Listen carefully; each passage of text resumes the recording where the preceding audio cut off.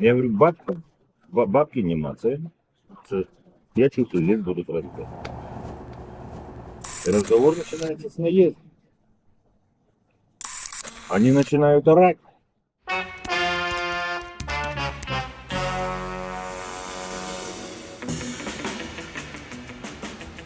This meeting took place on Wenceslav Square in the center of the Prague in some unknown offices.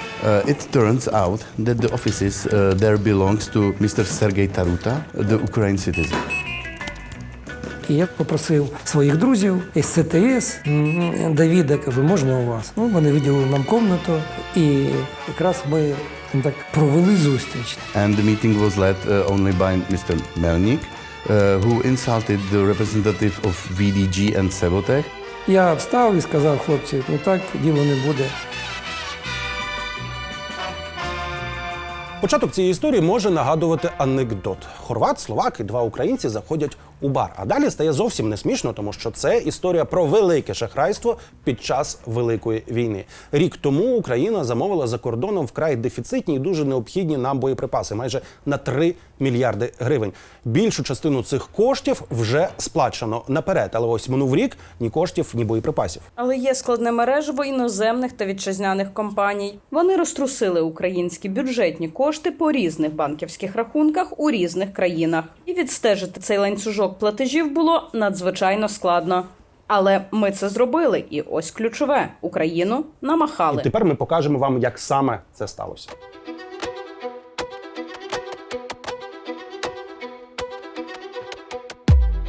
Ось що вам слід розуміти найперше. У жовтні 2022 року, вже під час Великої війни, Міністерство оборони України уклало контракт із маловідомою компанією «Львівський арсенал» на закупівлю 100 тисяч мінометних мін.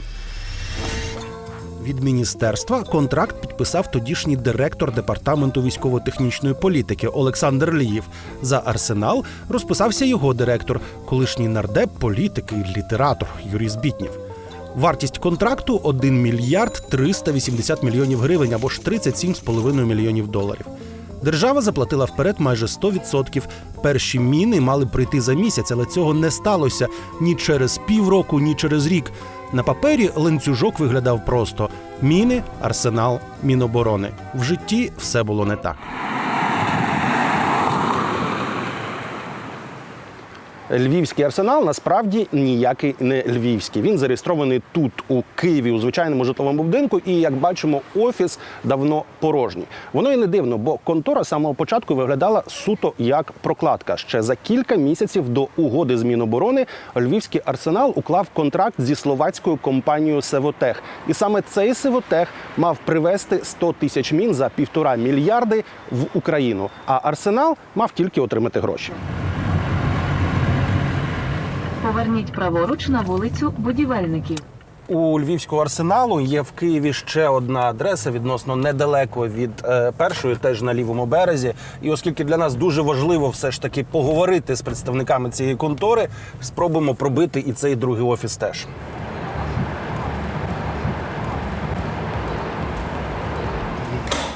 Добрий день.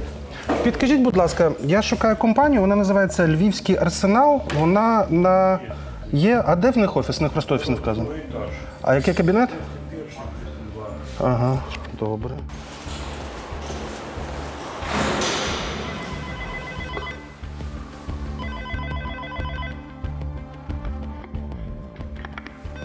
Можна з кимось з керівництва поговорити?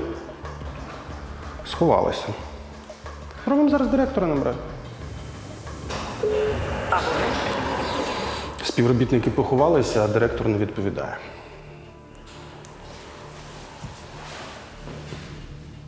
Більшість українських медіа на цьому і зупинились. Ця історія неодноразово виходила в паблік. Наприклад, про неї писала «Українська правда».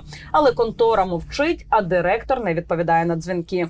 Ми пішли далі, тому що, як ви вже зрозуміли, Львівський арсенал не був кінцевим отримувачем коштів у цьому ланцюжку. І тому тобі довелося поїхати туди, куди пішли кошти. Почнімо із Праги. І тут треба пояснити, до чого тут взагалі Чехія, адже її в нашій історії ще не було. А вона є. За кілька днів до підписання контракту про міни Львівський арсенал відзвітував міністерству про інспекцію на складі у виробника. До звіту було додано з 1,5 десятки фотографій. На 2 із них, ось вони у кращій якості, немолодий чоловік позує на фоні мінометних мін, які нібито і мала отримати Україна.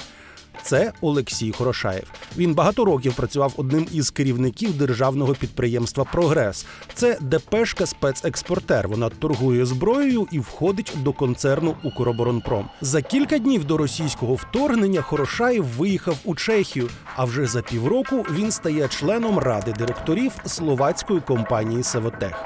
Це той самий «Севотех», що мав надати міни для Львівського арсеналу за контрактом із Міністерством оборони. Наше розслідування привело нас в столицю Чехії – Прагу. Затишний район Троя, тут недешеві помешкання, поруч стародавній замок та річка. Саме тут, за нашими даними, ось в цьому будинку і оселився Олексій Хорошаєв. Застати пана Хорошаєва вдома не вийшло, та після довгих телефонних переговорів він погодився зустрітись наступного ранку. Олексій Хорошаєв відмовився від інтерв'ю, але вибачте, ми говоримо про гроші і боєприпаси, ймовірно, вкрадені в української армії, тому записано буде все. Місце зустрічі – вулична кафешка неподалік від Староміської площі в Празі. Ви, наскільки я знаю, працювали в оборонці, так? І що? Як так сталося, що ви опинились тут? Совершенно случайно. Я выехал 22 числа в командировку на служебной машине. 22. Від Укроборонпрому? Ого. І що? У меня командировка была с 3 февраля. Я приехал подписывать для Луча, знаете, Луч, для Луча контракт. 100 миллионов. Звонил в Киев, меня в Киев. Звонил людям, я же не сирота. Я говорю, что не надо доставать, организовывать, то-то. Кто говорил, не сказал. Он говорит, вот это есть. Я говорю, есть. Ну, надо отдать ему деньги. Он говорит, нам ничего не надо. Он позвонил Чкарику. Видно. Угу. Денис. Це Очкарів. Да, кличка Очкарик. Это случайно сорвал это. Он министр обороны. Он говорит, позвони Шарапову. Ну, я его 20 лет знаю. Я говорю, Денис, что делать? Он говорит, давай. Ну, а як ви опинились в цій словацькій компанії? Ви знали цих людей? Так я все это знаю. Я ж до этого все. Я ж работал директором. Найголовніше із показів Хорошаєва – його компанія «Севотех» також не була кінцевим отримувачем коштів за контрактом про міни. Міністерство оборони мало контракт із Львівським арсеналом, Львівський арсенал із «Севотехом», а «Севотех» мав отримати міни від ще однієї компанії із Хорватії. Вона називається «ВДГ Промет» і належить Матіасу Зубаку. Це син скандально відомого хорватського торговця зброєю Звонко Зубака. Від Львівського арсеналу «Севотех» отримав тільки частину грошей – майже 13 мільйонів євро. І цих грошей у «Севотеха» більше немає. Вони у ВДГ. Я эти деньги, одну предоплату и вторую, четко отправил на ВДГ. И отправил им по агентскому соглашению, они попросили 400 тысяч. Ну, ни копейки денег не трогали, ни одной копейки мы оттуда не взяли, как всего-то. Я говорю, бабки нема, це я чувствую, здесь будут разбирать. Це був неофіційний коментар, а ось офіційний. Олексій Хорошаєв попросив поговорити з нами генерального директора компанії «Севотех» Яна Годермарського. Мы это все сделали, слушайте, все тут. Мы приготовили 100 тысяч штук муниции, есть приготовлены на отправление на Украину, но але не получили деньги все. За эту муницию, которую мы деньги получили, я все деньги отправил на ВДГ, и я ничего не решил, потому что, когда я получил деньги, я на другой день отправил деньги на ВДГ. А деньги сейчас где? Но деньги не знаю. Деньги. Это 30% ВДГ получили, да, 70% в Арсенал. То есть у вас денег Нет. точно? Точно, да, деньги нет. Я отправил деньги все, как мало отправить, слушайте. Слід веде до Хорватії, тож і наш шлях теж лежить туди. Із Праги ми виїжджаємо до Загребу. Поки Інна Попович їде із Чехії до Хорватії, тут, у Києві, ми зустрінемося з людиною, яка і підписувала всі ці контракти з української сторони.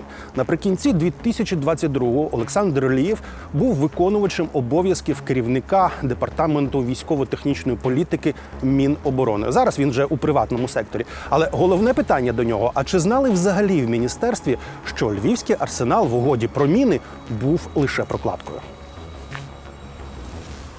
Чи знали ви, що до цієї угоди будуть залучені інші компанії, і чи вели переговори з цими компаніями, чи ви мали справу тільки з арсеналом?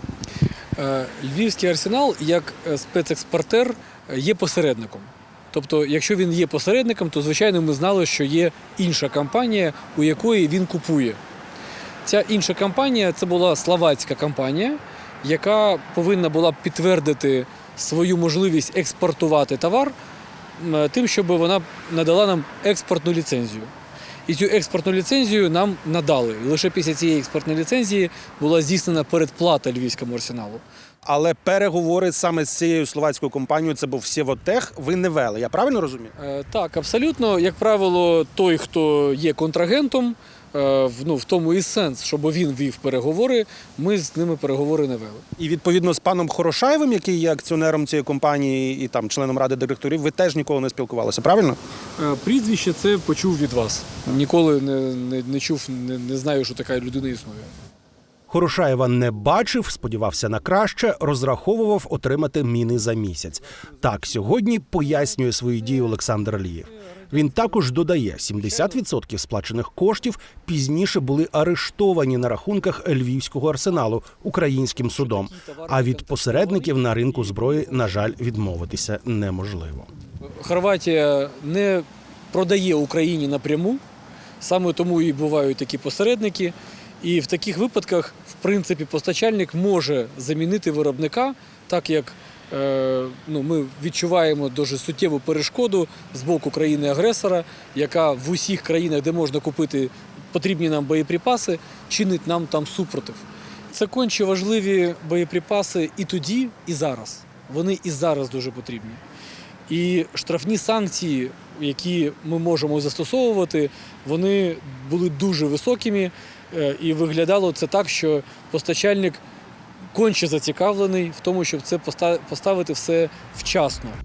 Свій письмовий коментар громадському надав також екс-міністр оборони Олексій Резніков. І це дуже важливо, щоб зрозуміти, що пішло не так. Отже, за словами пана Резнікова, я цитую, відповідно до протоколу засідання робочої групи від 7 жовтня було вирішено укласти контракт з Львівським арсеналом на відкладальних умовах. Тобто, коли буде ліцензія, підписуємо додаткові угоди і визначаємо дати поставки. 11 жовтня було укладено державний контракт з ТОВ «Львівський арсенал». 2 листопада було отримано експортну ліцензію у Словацькій Республіці. Як було заявлено постачальником, це країна-експортер, тобто Україна саме із Словаччини мала отримати товар. Кінець цитати. Бачите, тут така історія, що товар мав прийти не зі Словаччини, а з Хорватії. І потім міни мали провести по території ще кількох країн. Там теж потрібні були б ліцензії. А все, що мав Львівський арсенал, ліцензія Севотека у Словаччині. І все. У громадській антикорупційній раді при міністерстві вважають, що такий договір підписувати не можна було в принципі. Дана Ярова. Але ми всі маємо розуміти, що компанія, яка вийшла з пропозицією на Міністерство оборони, яка вже цю пропозицію мала на руках, і заключати з нею контракт, не маючи абсолютно зрозумілої схеми логістики, абсолютно всіх документів логістичних, які б підтверджувалися ліцензіями на провоз через території інших країн. Це було, і ще платити 100% передоплату, це було дещо, як так сказати політкоректно, не те, що неправильно, це так. Поступово ми розкривали справжню схему контракту, і дедалі вона ставала все складнішою. Отже, Міністерство оборони заплатило гроші Львівському арсеналу. Львівський арсенал заплатив словацькій компанії «Севотех». «Севотех» перевів гроші хорватській компанії «ВДГ». А «ВДГ» нібито мав контракт із хорватським заводом «Елмех Сінтермак». Саме міни виробництва «Елмеху» і обіцяв міністерству Львівський арсенал. Тобто у нашого контракту вже цілих 5 учасників. І перше, що я вирішила зробити в Хорватії – знайти цього фінального виробника. Я зараз знаходжусь недалеко від міста Загреб, столиці Хорватії. Саме тут знаходиться офіс компанії Elmech Sintermag. Це завод боєприпасів, який спеціалізується на виробництві, капітальному ремонті та торгівлі важкого озброєння та техніки. І саме тут мали виготовити міни для України за контрактом між Міністерством оборони і Львівським арсеналом. Але 36 мільйонів доларів сюди чомусь не дійшли. А ми все ж таки доїхали. І спробуємо запитати, чи тут взагалі знали про ці контракти.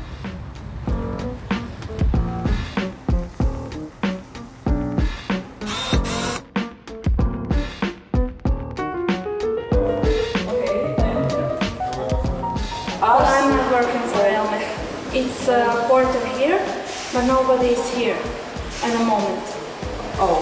We have few offices, like other firms, but currently here is nobody. Тим часом із Києва мені вдалося додзвонитися до Елмеха і поговорити з їхнім генеральним директором. І ось що він сказав. Unofficially, I know what is the topic. Yeah. Because a lot of people inform us about the problem. Yeah. But mistake is not on our side. But you do it whatever you want.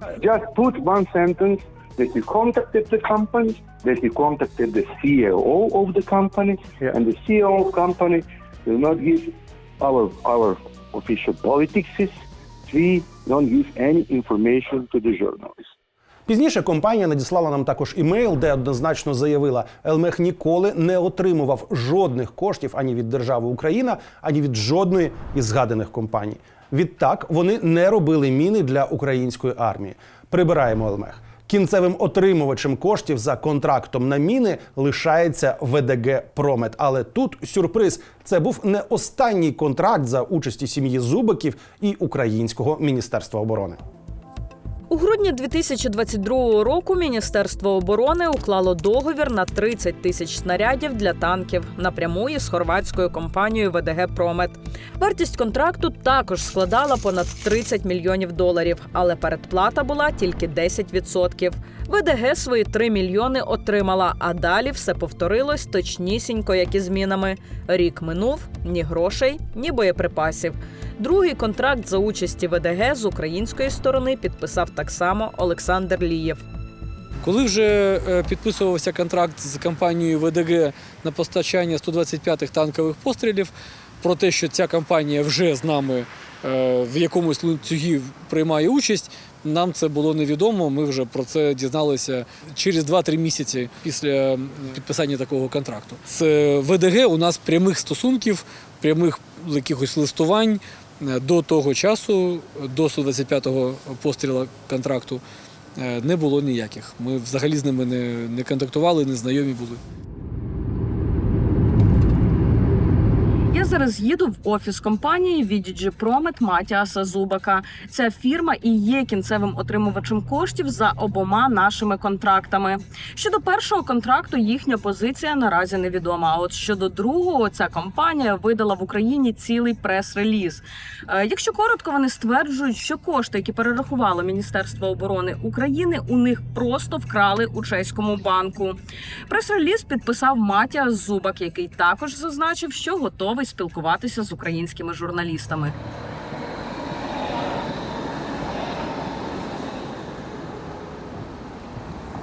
Отже, за офіційною адресою офісу ми не знайшли. Утім, телефоном погодили інтерв'ю з юристом компанії. Матіас Зубак спілкуватись з нами на камеру відмовився.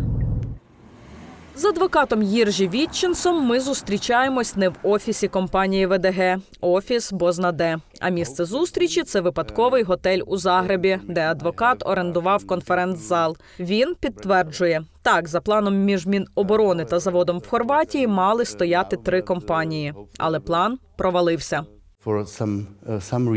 З якоїсь причини Арсенал провалив угоду і надіслав лише 10% передплати. Замість 50%.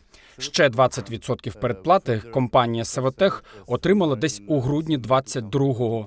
Тобто разом виходило уже 30% від ціни контракту. Але все ще не 50%, як було домовлено.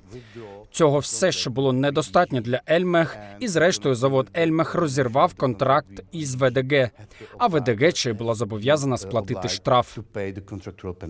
Теперь мы встретились, а говорим, что будем решить ситуацию.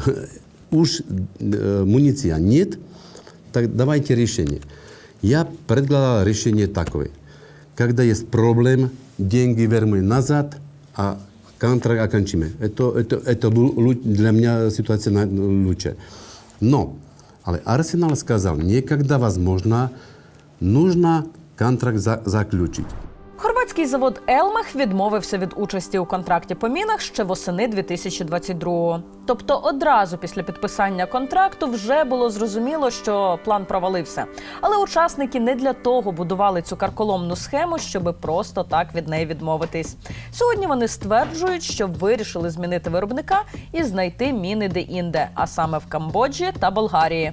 Але знаєте, міни – це не пиріжки, які можна просто купити на базарі. Це знову ліцензії на купівлю, на перевезення і так далі. Тому цих мін і досі немає. А далі почалися тьорки. У квітні 23-го року Севотех запросила ВДГ на зустріч у Празі, щоб обговорити подальші справи з Арсеналом. Ця зустріч відбулася на Вацлавській площі в центрі Праги в якихось офісах. Виявилося, що офіси там належать громадянину України Сергію Таруті.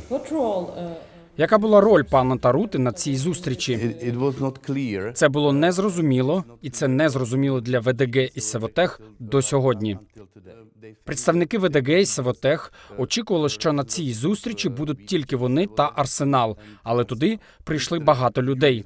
Були пан Юрій Збітнів від Арсеналу, пан Тарута та пан Олексій Мельник, який мав довіреність від Арсеналу і діяв від їхнього імені.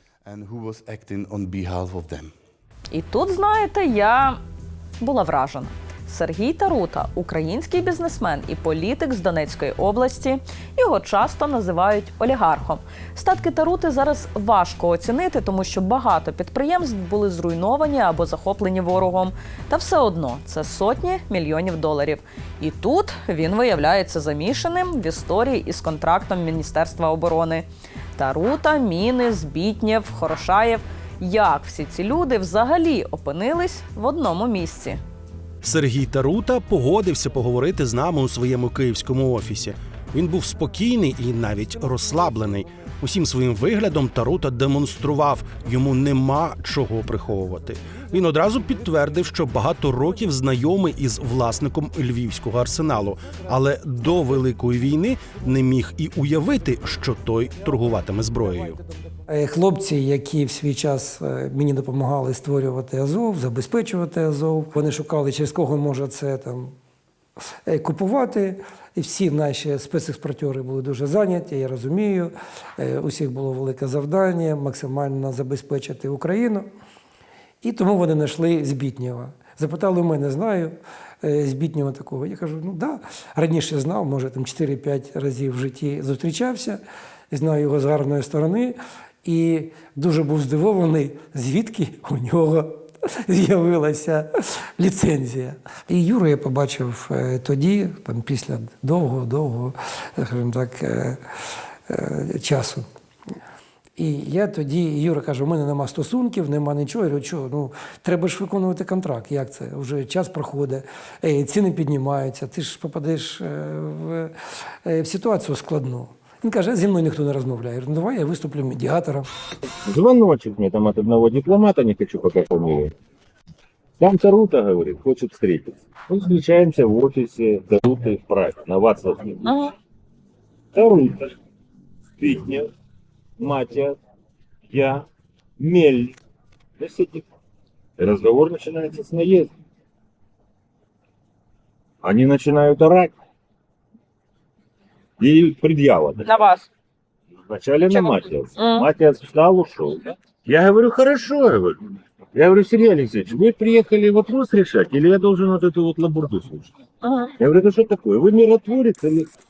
Збітнєв вообще вот так сидит, ні слова не говорить. Я попросив своїх друзів із СТС, Давіда, кажу, можна у вас? Ну, вони виділили нам кімнату, і якраз ми, скажімо так, провели зустріч. Так називаємо зустріч, тому що вона була дуже коротка і абсолютно неефективна. Приїхав Олексій Хорошаєв, з Бітнього приїхав іще з людьми з якимось. Приїхав не Зубак, там, головний власник, приїхав його син. І сказав: мета, що я тут як медіатор, хочу, щоб ви зібралися, між собою переговорили і постаралися домовитися, як виконати контракт, який треба для України. Почали тут же образи один на одного, причому на повишених тонах. Цей Зубик вскочив і побіг. І вийшов з офісу. Ну, Юра почав розказувати свою правду, Хорошаєв свою правду, і в результаті той вскочив і побіг. Потім вони між собою почали теж піднімати голос. Я встав і сказав: хлопці, ну так діло не буде. Історія заграла новими кольорами. Виявляється, пан Тарута знав не тільки Збітнєва, але і сім'ю Зубаків з ВДГ «Промет». Їх познайомив чеський бізнесмен Каміл Бабух. У Зубаків був рахунок в кредитній спілці, з якою пов'язаний Бабух. І тепер вони стверджують, що саме Бабух нібито вкрав з їхнього рахунку гроші, які мали піти на виконання контрактів з Україною. Але і в самих Зубаків репутація така собі. Є знаменита історія про старшого Звонка Зубака. В 90-ті роки під час Югославської війни він примудрився в обхід ембарго ООН поставити до Хорватії систему ППО С-300, яку купив чи то у Росії, чи то в Україні.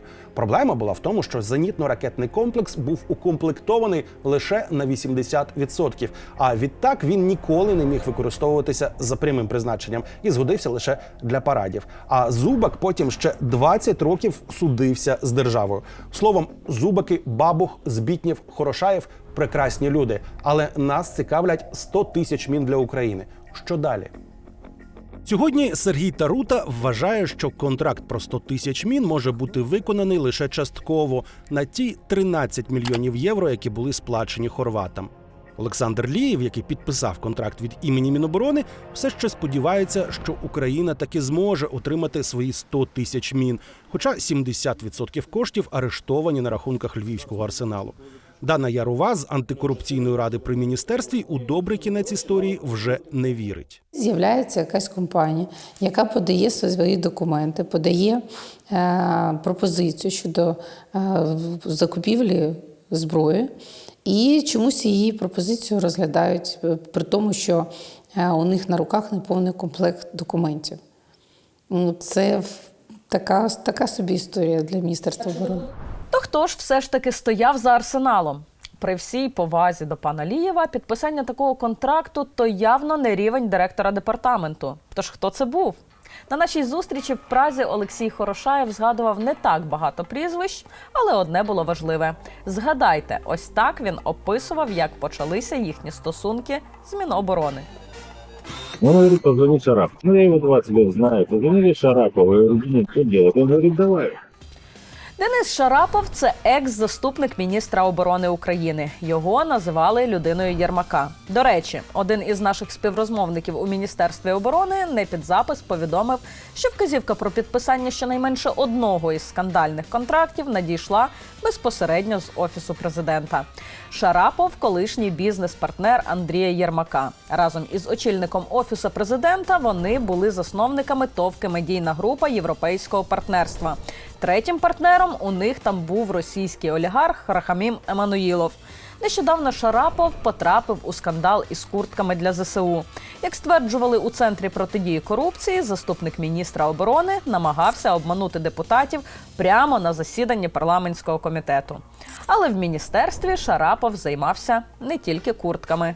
Денис Олександрович Шарапов, він займався, це його напрямок був закупівля озброєння. Начальник департаменту – це, скажімо так, начальник департаменту, а заступник міністра оборони якраз по озброєнню це був Денис Олександрович Шарапов. Це якраз він займався, це був його напрямок. Тому виключати можливість особистого спілкування між цими двома фігурантами, скажімо так, однієї закупівлі, одного епізоду, я абсолютно не можу. Скоріше за все, так воно і було, і скоріше за все комунікація відбувалася таким чином. Денис Олександрович, добрий день. Ми зараз вивчаємо справу контрактів між Міністерством оборони і Львівським арсеналом. І декілька людей, з якими ми спілкувались, говорять, що ви опікувались тим контрактом. Чи могли би ми з вами про це поговорити? Вот сказать следующее. Брехня полная, абсолютно. Ніколи я Львівським арсеналом не опікувався. Якщо я хотів ним опікуватись, це було взагалі не моя зона відповідальності. Не входило в мой функціонал взаємодействовать з вітчизняними постачальниками, які не є спецекспортерами. Ну, а з закордонними компаніями, які теж були причетні до цього, ви коли-небудь спілкувались? А хто там був? Ну, компанія ВДГ, це кінцевий отримувач коштів, хорватська, і словацька Севотех. Ну, можливо, якісь пропозиції надходили, не пам'ятаю, але ж не спілкувалися.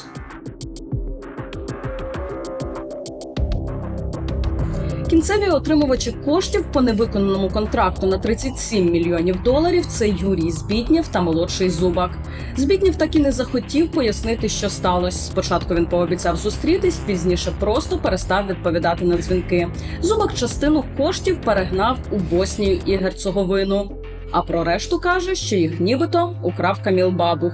Але мін немає. Історія виявилася навіть не про корупцію, а про управлінський хаос під час Великої війни. І це, на жаль, навіть гірше, тому що сьогодні йдеться про виживання України в принципі. Ми детально розібрали тут лише один кейс, а за останні 1,5 роки їх було чимало. Крім Львівського арсеналу, була ще польська Альфа, американська Ультра Дефенс та інші. Дебіторська заборгованість Міністерства оборони – це десятки мільярдів гривень. І всі ці історії досі чекають на справедливе розслідування.